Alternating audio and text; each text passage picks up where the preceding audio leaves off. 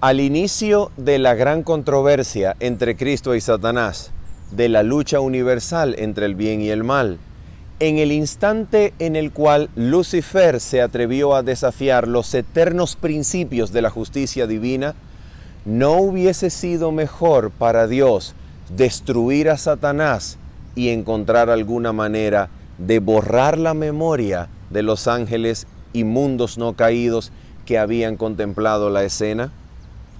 ¿Por qué razón Dios permite que el mal siga su curso para mostrar en su contexto, en el contexto de la existencia del mal, la más impresionante demostración de amor delante de todas las inteligencias del universo?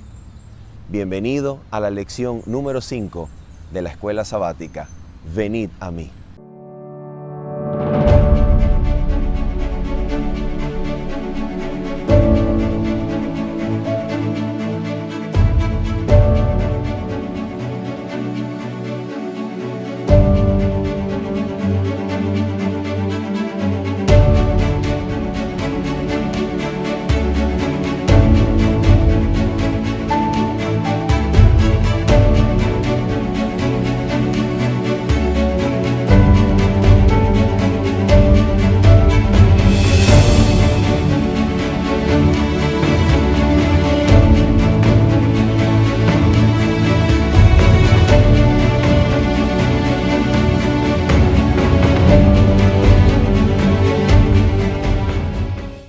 Mis queridos amigos y hermanos, sean todos bienvenidos a este comentario de la lección de la Escuela Sabática, que en esta ocasión nos presenta la preciosa oportunidad de estudiar e indagar en las Sagradas Escrituras acerca del precioso, maravilloso, bendito amor del carácter de Dios que Jesucristo vino a la tierra para enseñar. De ese carácter, sobre ese amor, meditaremos por el resto de la eternidad, quienes alcancemos la eterna dicha de vivir en la misma presencia de Dios, sentado en el lugar en donde Cristo, después de vencer, fue sentado a la diestra de su Padre. En ese bendito amor encontraremos el tema de la meditación y el estudio por el resto de la eternidad.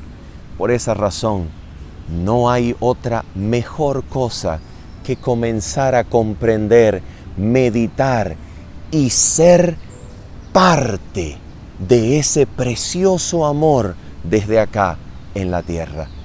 Así que acompáñame a orar mientras esta lección nos regala la oportunidad de meditar en ese amor. Oramos juntos.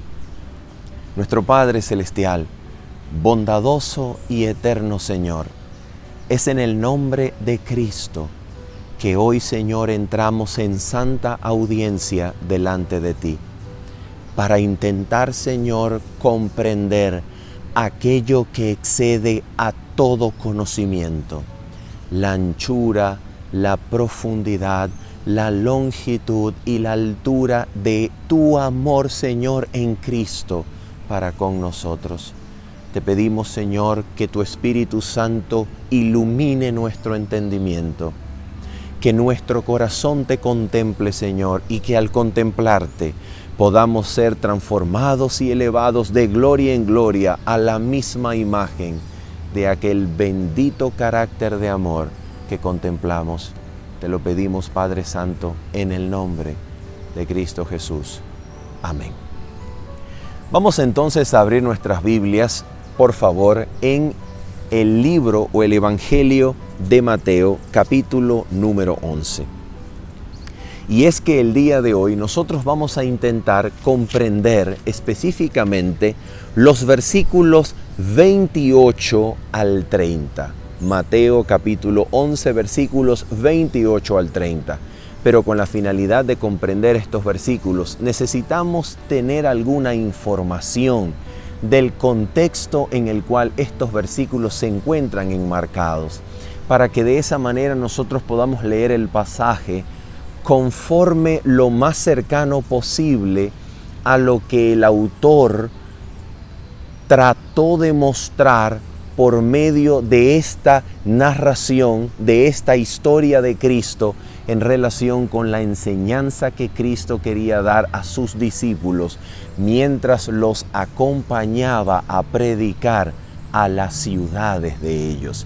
Mira lo que dice la introducción de estos preciosos versículos al comienzo del capítulo número 11, desde el versículo número 1, leemos lo siguiente.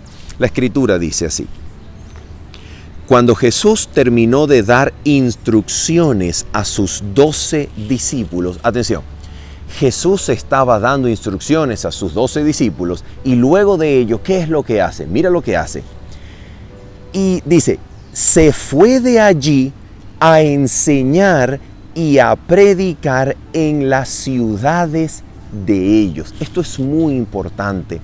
Después de enseñarlo, Jesús los acompaña a enseñar y a predicar en las ciudades de sus discípulos. Así que los dichos que vamos a encontrar más adelante en Mateo capítulo 11 pertenecen a la experiencia concluyente de Cristo después de predicar y enseñar en las ciudades de sus discípulos. Y ahora la Escritura dice así: y al oír Juan en la cárcel los hechos de Cristo, le envió 2 de sus discípulos. ¿Para qué? Para lo siguiente, para preguntarle, versículo número 3, ¿eres tú aquel que había de venir o esperaremos a otro? Noten esto. La historia narrada en Mateo capítulo 11 comienza con una pregunta motivada por la duda y la incredulidad. Y esto es demasiado importante que nosotros notemos. Todo el capítulo 11 entonces, todo el capítulo 11 hasta el versículo número 30, intentará mostrarnos la respuesta de Cristo en palabra, en precepto y en ejemplo para esa pregunta de Juan al inicio del capítulo. Todo el capítulo entonces tratará de mostrarnos cuál es la respuesta de Cristo ante la pregunta de Juan, que es una pregunta de duda e incredulidad. Jesucristo va a intentar mostrarnos la respuesta a esta pregunta. ¿Y por qué razón es interesantísimo comprender todo el capítulo 11 desde este punto de vista? Porque Jesucristo trata en este capítulo la respuesta para aquel que era el más grande hombre nacido de mujer antes de la llegada del reino de los cielos a esta tierra. Así que no es cualquier cosa lo que Jesús va a hacer. Es el mayor de los profetas. Es el hombre más grande nacido en la historia de la humanidad antes de la llegada del cumplimiento de las cosas del reino que trae Jesús a esta tierra. Entonces, ¿por qué razón Juan pregunta semejante cosa? Número 1. Juan había sido encarcelado después de pocos meses de ministerio. Para los meses de ministerio que consistieron en anunciar y prepararle el camino al Mesías, Juan había dedicado toda su vida. Toda la vida Juan la había dedicado a prepararse para los meses, pocos, en los cuales iba a anunciar a aquel que venía después de él, de quien él no era ni siquiera digno de desatar o atar la correa de su calzado. En pocas palabras, Juan había nacido y había vivido solamente para ver a Cristo y al verlo señalarlo y decir, este es aquel de quien yo había dicho que vendría después de mí. Este es aquel que yo no soy digno de desatar o atar la correa de su calzado. Este es aquel Cordero que quita el pecado del mundo. Aquel del cual Juan vio el testimonio del Padre de gloria al abrir el cielo y pronunciar la voz que decía, este es mi Hijo amado, en quien tengo contentamiento, y aquel de quien el Espíritu dio testimonio descendiendo en forma de paloma y posándose sobre él a las riberas del Jordán. En otras palabras, Juan había visto con sus propios ojos, había oído en carne propia que aquel era el Cristo, el Mesías esperado. ¿Y por qué razón ahora Juan, algunos días después, pregunta si se trata realmente de él, si es él el Mesías esperado o si esperarían a otro? ¿Cuál es la razón de semejante pregunta? Número 1, Juan había sido entonces encarcelado y después de muy pocos meses de ministerio, por haberse levantado y señalar el pecado de la familia de Herodes, Juan había sido puesto en la cárcel para nunca más volver a ver la luz y morir decapitado en aquella celda. Y decapitado por el capricho de una mujer que sencillamente inspirada por Satanás mandó a pedir la cabeza en recompensa de un exótico baile delante del rey. Una cosa horrenda, una cosa espantosa. Pero no solamente eso, Jesús supo de la encarcelación de Juan. Jesús sabía que Juan estaba encarcelado. Y lo que a los discípulos de Juan desconcertaba, preocupaba, era que Jesús, sabiendo la situación de Juan, no hacía nada por liberarlo. Jesús, siendo el Mesías, viniendo con la misión de salvar al mundo, Jesús no hacía nada por liberar a aquel que había sido su heraldo, aquel que había anunciado su venida. Y estas dudas que desconcertaban las cabezas de los discípulos de Juan fueron traídas a Juan el Bautista en medio de la celda y utilizada por los demonios mismos para susurrar dudas a la mente y al corazón de Juan. Y aquí es que la cosa se pone impresionantemente interesante. Juan creía que la misión del Cristo consistiría, así como los discípulos de Cristo y los discípulos de Juan, consistiría en raer el yugo de Roma de sus cabezas. Juan creía que el Mesías había venido para poner fin al período de la ocupación romana en el lugar de la Tierra Santa. Juan había esperado que Jesús se levantara en armas, en poder, en fuego, con el aventador en su mano y con fuego consumidor, a raer todo árbol, a sacar de raíz todo mal y eliminar el yugo de Roma, poner paz perdurable, traer la eterna justicia. Y para Juan, sus discípulos y los discípulos de Jesús, la justicia eterna, la Tzedek Olamim que habla Daniel capítulo 9, no habría podido llegar mientras Roma se encontrase en la faz de la tierra. Roma debía ser erradicada, los romanos debían ser expulsados y el Mesías debía levantarse en triunfo durante todo su ministerio en el tope de la cima de las naciones, trayendo la paz y la justicia a todo el mundo. Esa era la comprensión del ministerio del Mesías que Juan y sus discípulos tenían. Y entonces, ¿ahora qué ocurría?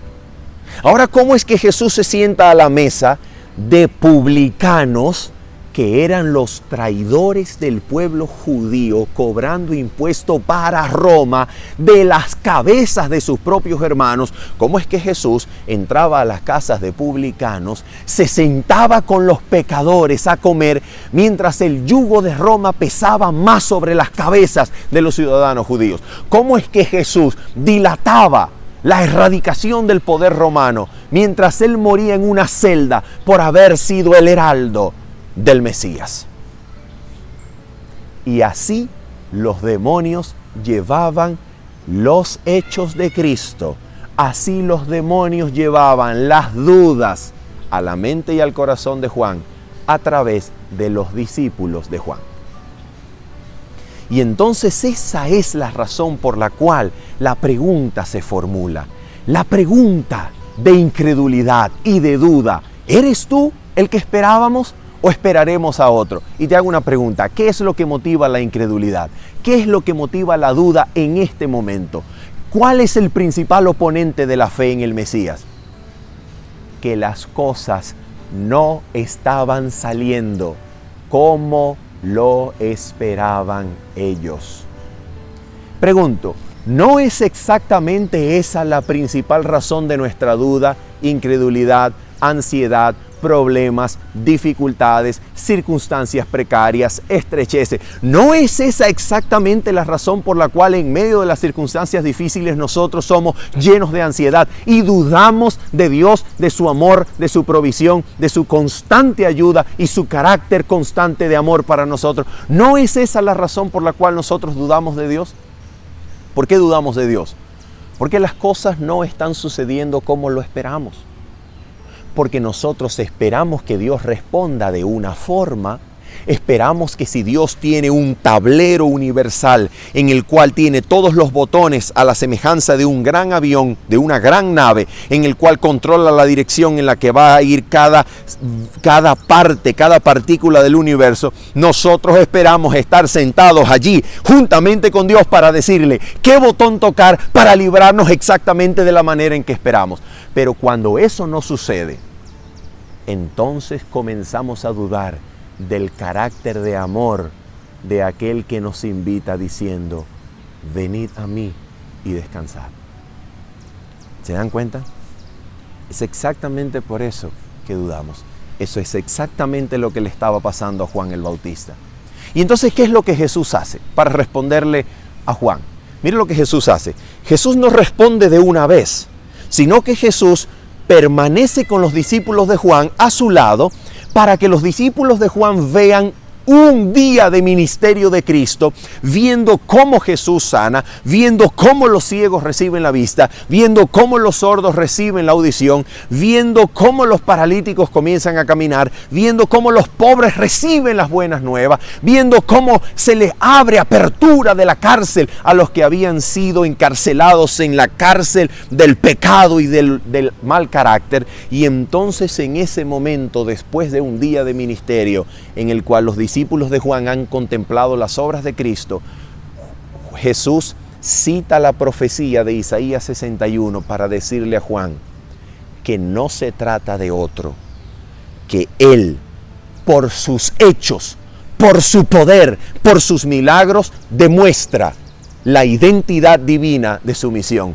demuestra que es Él y no es otro. Y cuando los discípulos de Juan se van a llevarle la información a Juan de lo que han visto y de lo que han oído, entonces Jesús se queda para darles una lección a los discípulos acerca de Juan. ¿Y qué es lo que Jesús le dice a los discípulos acerca de Juan? Número 1, le dice que Juan es el más grande de los nacidos de mujer antes de la llegada del cumplimiento del reino de los cielos que trae Jesús a esta creación, a esta tierra.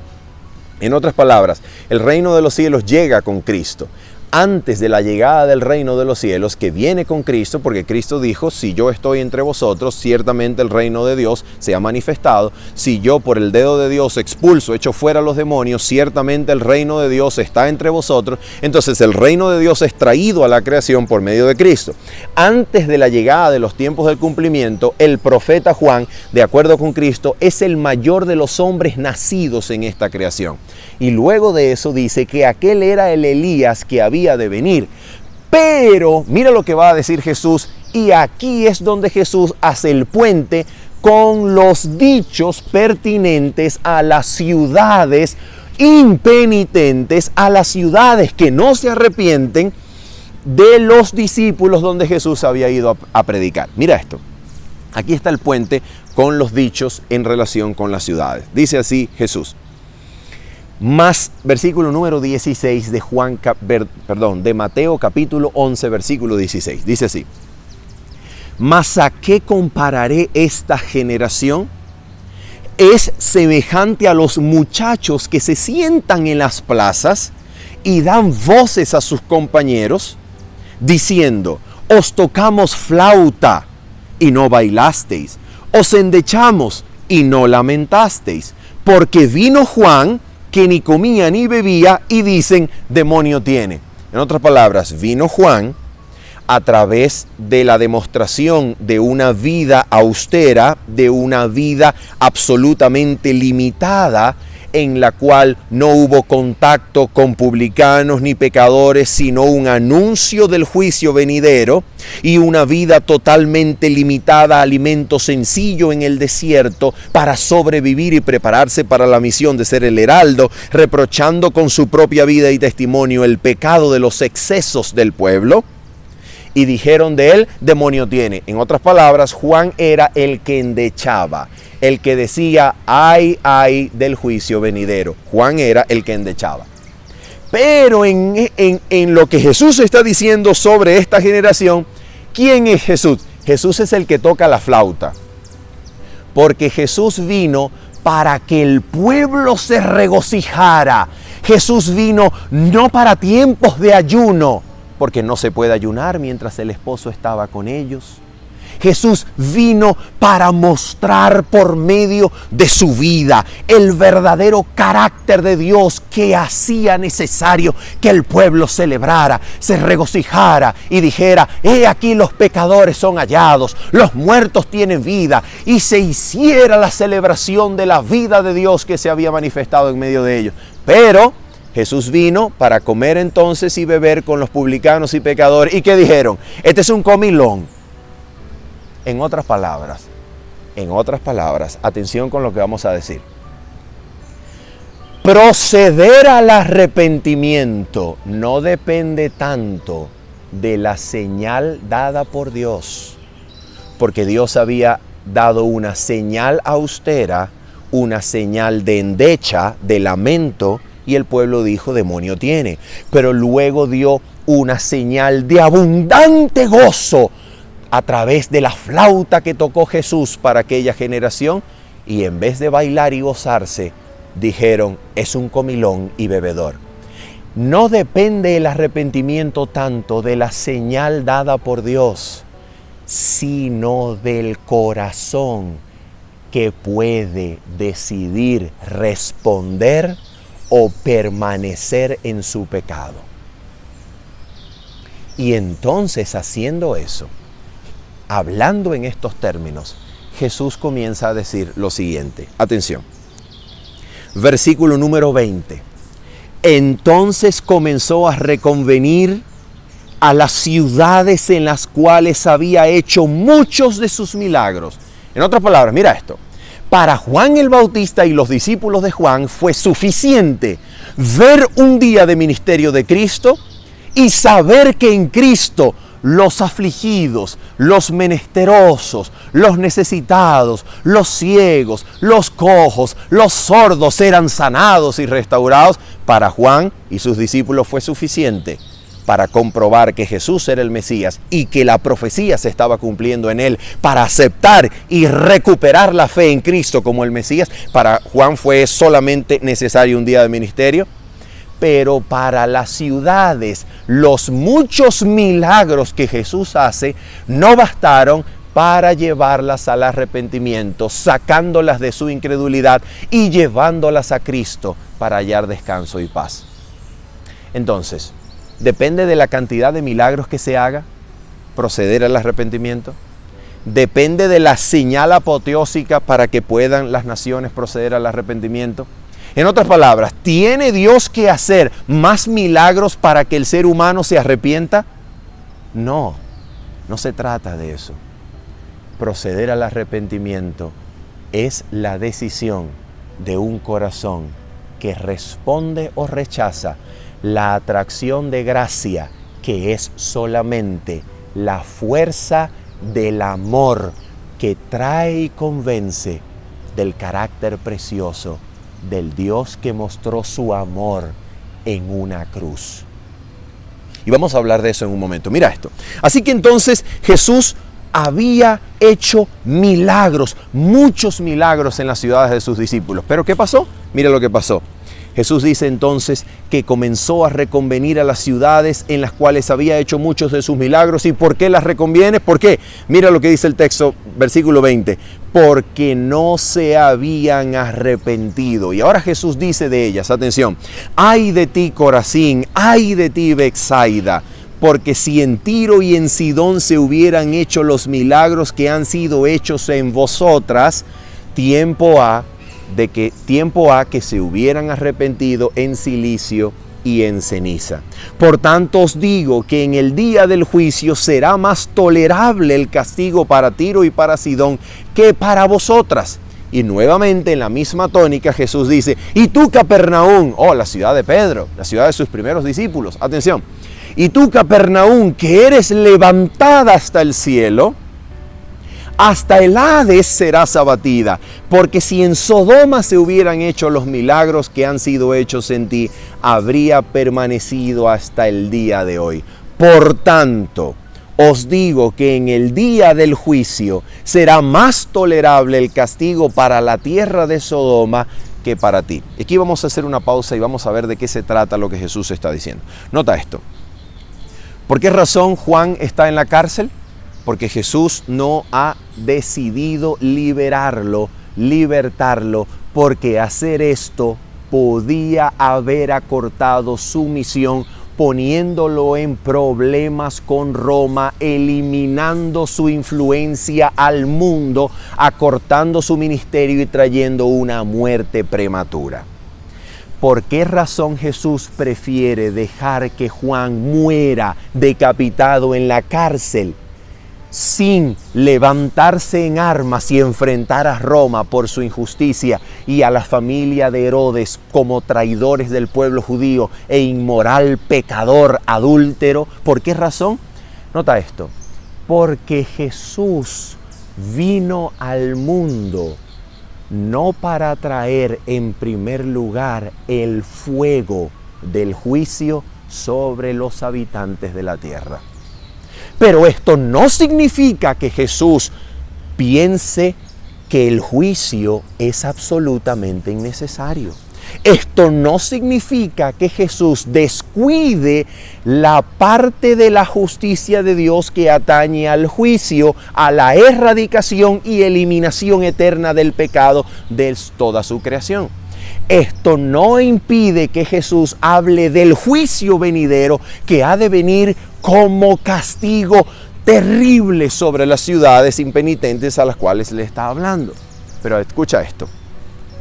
Por la misma razón que Jesús no liberta a Juan del yugo romano, por la misma razón el Dios del cielo no destruyó a Satanás al inicio de la gran controversia en el cielo, cuando se encontraba como un querubín cubridor, siendo Lucifer el ser creado más amado, más obedecido, y a quien los ángeles rendían más lealtad y a quienes se complacían en obedecer y admirar, sino que Dios decide darle un poco de recorrido, darle la oportunidad al mal de que se manifieste, de que muestre su verdadero carácter, y en medio del contexto de la existencia del mal, mostrar por medio de la muerte en la cruz la más impresionante manifestación de amor que el universo habría podido recibir. ¿Para qué?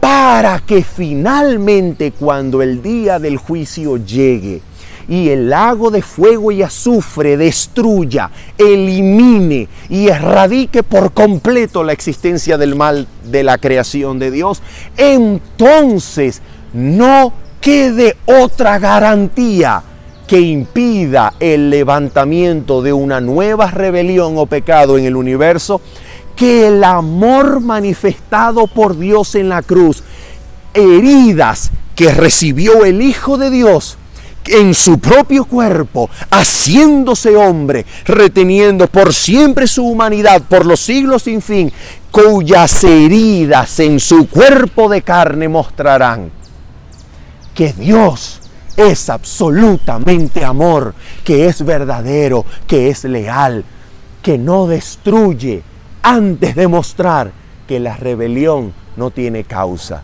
que no destruye antes de mostrar su carácter de amor, que no destruye antes de que el universo entero les rinda gloria y adoración, porque es verdaderamente bueno, porque es absolutamente leal a su creación, porque antes de destruir y juzgar, muestra el amor que intenta atraer, que intenta convencer, porque la única forma de sacar el mal del universo es primero desarraigarlo del corazón de sus criaturas, y la única manera en la cual el corazón de sus criaturas, una vez habiendo conocido el mal, puedan odiarlo, puedan aborrecerlo y puedan separarse del mal y del pecado, es que contemplen al Dios que subió a la cruz, y contemplando sus heridas se pregunten: ¿qué es el pecado para que exija semejante víctima? Y ante la cruz comprendan su maldad, ante la cruz contemplen la horrible pecaminosidad del pecado, ante la cruz puedan rendir su corazón y decirle: Señor, yo ya no quiero dominar ni controlar mi corazón porque es malo, yo te lo entrego, yo te lo doy, glorifícate tomando mi corazón, glorifícate habitando allí, sé glorificado, Señor, tomando las riendas y el control de mi vida. Te entrego mi ser, te entrego mi opinión, te entrego mi amor propio, te entrego todo lo que soy, Señor. Me aborrezco a mí mismo por mi maldad, me aborrezco por mi pecado. Yo, Señor, fui responsable de esa cruz, y te ruego, Padre, me levantes. Si tan solo quieres limpiarme, hazme limpio. Toma mi mente, toma mi corazón, toma el control de mi vida y glorifícate en el universo, erradicando el mal, habiéndolo sacado primero de mi corazón. Eso es lo que la cruz hace. Eso es lo que Cristo vino a hacer. Cuando Cristo sube a la cruz y muestra el carácter de Dios en contraste con el carácter de Satanás, todo el universo se dio cuenta de que Satanás es un asesino desde el principio, de que es un mentiroso, y se dio cuenta, quedando Satanás descubierto en plena luz del universo, el universo se dio cuenta de que la rebelión no tiene razón de ser, de que el pecado no tiene excusa, y de que Dios será glorificado eliminándolo, destruyéndolo y sacándolo para siempre de la creación, quedando solamente el recuerdo del precioso amor de Dios que garantiza que la rebelión no volverá a levantarse por medio de Cristo Jesús y la contemplación eterna de ese precioso sacrificio, en donde Dios mostró que es suficientemente abnegado para preferir morir y sufrir Él que dejar a sus criaturas perderse.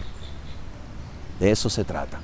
Y es en este contexto, en este preciso contexto, en el cual Jesús dice ahora lo siguiente. Mira lo que dice Jesús. Mateo capítulo número 11, versículos 25 al 30. En aquel tiempo, respondiendo Jesús, dijo: Te alabo, Padre, Señor del cielo y de la tierra, porque escondiste estas cosas de los sabios y los entendidos y las revelaste a los niños. Sí, Padre, porque así te agradó. ¿Qué es lo que Dios aparentemente ocultó de los sabios y reveló a los niños, a los sencillos de corazón? ¿Qué es lo que Dios ocultó para unos y reveló para otros? El arrepentimiento. Porque estas ciudades no se arrepintieron. Y la pregunta es: ¿qué es el arrepentimiento? Para que nosotros comprendamos cómo es que la Biblia aparentemente dice que Dios lo oculta a unos y los da a otros. ¿Qué es el arrepentimiento? ¿Será que el arrepentimiento es un don que proviene de Cristo, que Dios entrega solamente a unos, esto es, a los elegidos, mientras que rechaza, mientras que no otorga, mientras que retira arbitrariamente de otros para que se pierdan? No, mira esto. ¿Qué es el arrepentimiento y cómo funciona? El arrepentimiento, de acuerdo con Hechos capítulo número 2, Segunda de Corintios capítulo número 7, el arrepentimiento es un don de Dios que produce tristeza por el pecado y abandono del mismo. Si es un don de Dios que Dios entrega por medio de Cristo, que es el autor de todo buen impulso y de toda buena dádiva, entonces el arrepentimiento es un poder que atrae por medio de la manifestación del amor de Dios y de su carácter mostrado en Cristo, mostrado en su cruz. La luz que procede de la cruz nos revela el amor de Dios. Su amor nos atrae a Él. Y por medio de esta atracción, por medio de influencias visibles e invisibles, por medio de la súplica constante del Espíritu Santo, Dios invita a los hombres y los atrae para que abandonen los vanos placeres del mundo y del pecado y vengan a obtener las únicas dos cosas que dan gracia y paz. Mejor dicho, que dan paz y descanso. ¿Cuáles son esas dos cosas? La gracia de Cristo y el gozo de la santidad. Entonces, por medio de la constante súplica, por medio de influencias visibles e invisibles, Cristo está constantemente atrayendo los corazones de los hombres. Entonces, ¿por qué algunos se arrepienten y otros no? Porque esta gracia, esta súplica, esta luz que alumbra a todo hombre que viene a este mundo, que proviene de Cristo, de su virtud, y que tan ciertamente procede de Jesús como cualquier otro don, esta luz, esta gracia puede ser recibida o puede ser rechazada. ¿Y cómo la recibo?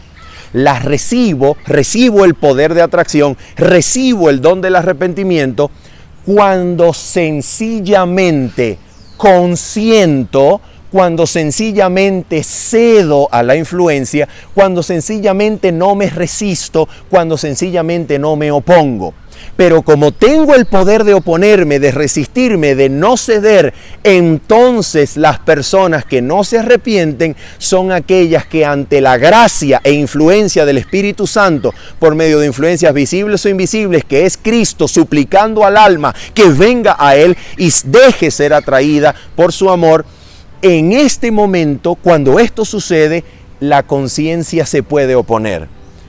La voluntad humana puede resistirse. Por esa razón, la cita dice, la cita que encontramos, por ejemplo, en la página 147 del Deseo de toda la gente: si no nos resistimos a esta atracción, seremos atraídos y conducidos al pie de la cruz, arrepentidos por los pecados que crucificaron al Salvador. ¿Te das cuenta? Por eso dice la cita del Deseo de toda la gente, página 621, que toda verdadera obediencia proviene del corazón. La obediencia de Cristo procedía del corazón. Y si nosotros consentimos, se identificará de tal manera con nuestros fines y pensamientos, amoldará de tal manera nuestras voluntades a la suya, que cuando le obedezcamos estaremos tan solamente llevando a cabo nuestros propios impulsos. ¿Cuál es la clave? No resistirse. ¿Cuál es la clave? Consentir, ceder, no oponerse a la atracción. Ese poder de atracción es el poder que nos lleva al arrepentimiento, pero puede ser resistido. Y es por esa razón que Jesús dice y reconviene a las ciudades que no se habían arrepentido. ¿Por qué? Porque no se arrepintieron después de ver la manifestación del carácter de amor de Cristo, que había ido a sus ciudades para sanar, para hacer milagros, para bendecir y mostrar que Dios no rae el pecado con violencia, sino que lo extingue y lo elimina con la fuerza del amor. Dios elimina, extingue, rae de la existencia el pecado y el mal, no con violencia, sino con la fuerza y el poder del amor que atrae, que convence y que transforma, para que al final toda criatura inteligente les rinda su voluntad con total seguridad de que Él rige mejor, de que Él controla mejor, de que Él gobierna mejor mi mente que mi propio criterio, que mi propia voluntad. Por eso es que mi voluntad y la de Dios se unen. Y cuando cuando mi voluntad y la de Dios se unen, yo entonces me deleito en servirle, porque he sido sometido, atraído por el amor de Dios manifestado en Cristo durante su ministerio, durante su muerte de cruz, durante su vida en la tierra. Entonces, habiendo entregado mi voluntad, yo encuentro descanso y paz, porque no hay paz, no hay descanso para el que permanece en el pecado. No hay paz para el impío, dice el Señor. Así que la paz, el descanso se hallan solamente en recibir la gracia de Cristo, en no oponerme a ella, en ceder a su influencia. Y número 2, en el gozo de la santidad, a lo cual me quiere llevar la gracia de Cristo.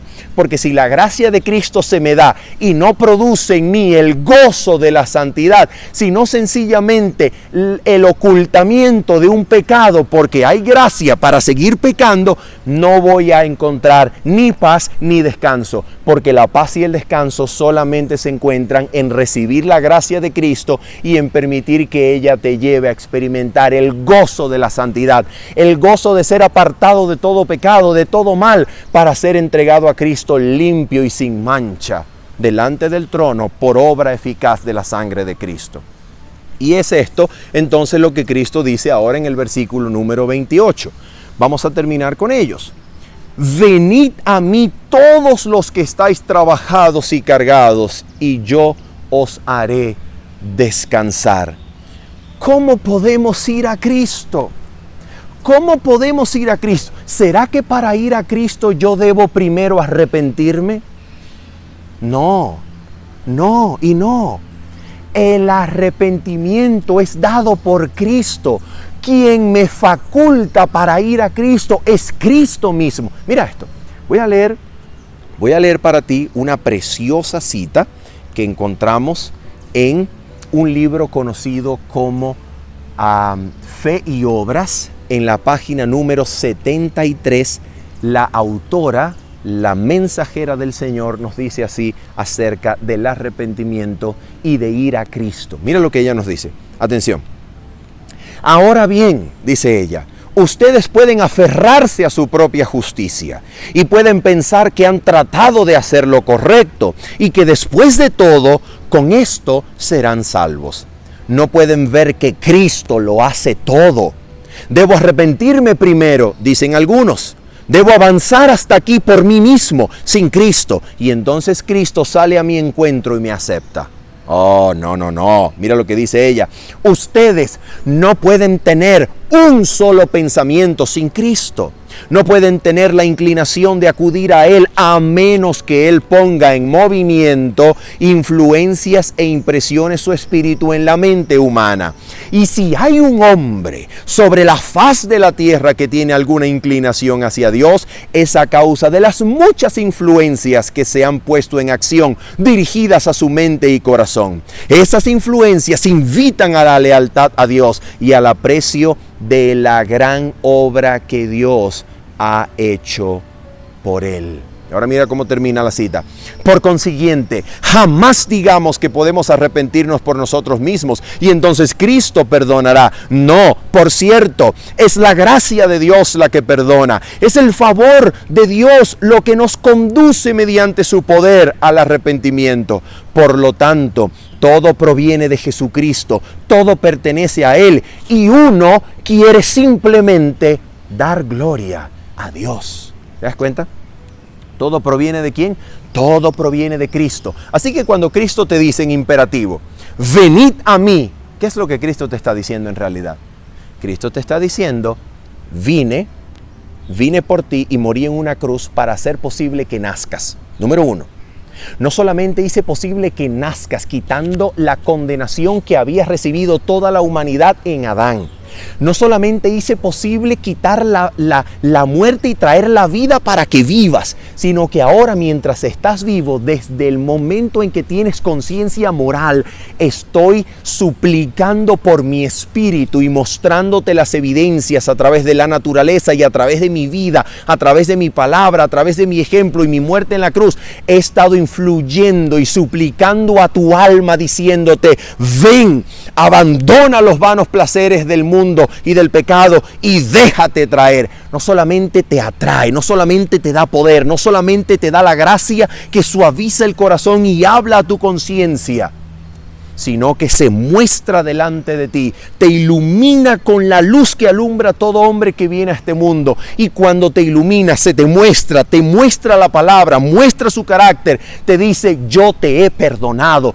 yo hice posible que naciera, estás perdonado, has nacido en Cristo, estás dentro de mi pacto eterno. Solamente puedes rechazar si te opones, solamente puedes salirte de Cristo si sencillamente te opones a mi influencia, si sencillamente te resistes al poder de la atracción. Pero si no te resistes, pero si no te opones, si cedes y consientes, serás atraído al conocimiento del plan de la salvación. Y el conocimiento del plan de la salvación te conducirá arrepentido al pie de la cruz, en donde hallarás paz y descanso. Eso es lo que significa que Cristo diga: venid a mí, todos los que estáis trabajados y cargados, que yo os haré descansar. Y finalmente Jesús dice así: llevad mi yugo sobre vosotros y aprended de mí, que soy manso y humilde de corazón, y hallaréis descanso para vuestras almas, porque mi yugo es fácil y ligera mi carga. ¿Qué significa esto? El yugo es un instrumento que se utiliza para poner en la cerviz de un animal, ¿ok? ¿Para qué?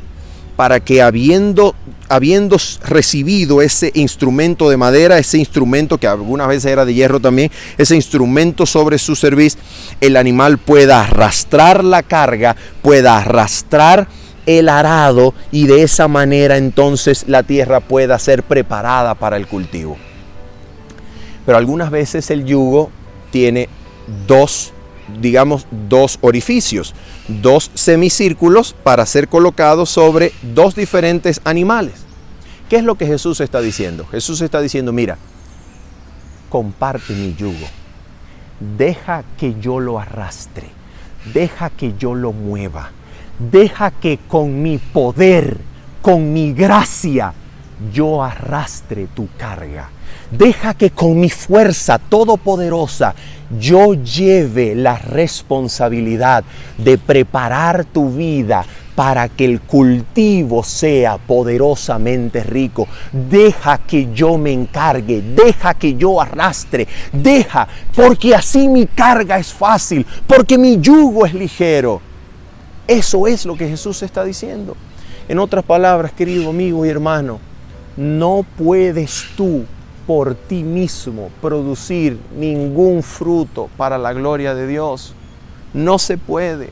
No proviene del corazón humano tan siquiera arrepentirse del pecado. No podemos por nosotros mismos.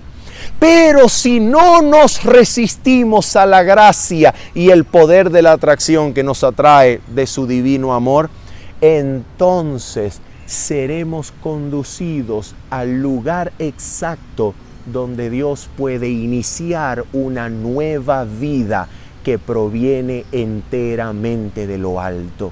No es mi vida la que puede obedecer a Dios, es la vida de Cristo, la cual me vivifica, la que puede guardar los testimonios de su boca.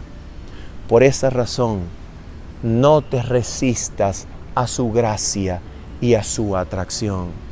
Cede, entrégate, no te opongas, consciente ante esta atracción, y serás conducido al pie de la cruz, arrepentidos por los pecados que crucificaron al Salvador, y entonces el Espíritu de Dios, por medio de la fe, producirá una nueva vida en tu alma, donde los pensamientos y deseos de tu corazón se sometan voluntariamente a la voluntad de Cristo, y allí aquel que obra en ti y en mí para someter todas las cosas hacia Él mismo, producirá una nueva vida, creando tu mente y corazón de nuevos, haciendo que sea un deleite servir a Dios en todas las cosas. Habiendo dicho esto, y esperando que encuentres finalmente reposo, descanso y paz en Cristo, se despide en esta hora tu servidor Manuel Ospino diciéndote bendiciones. Chao, chao.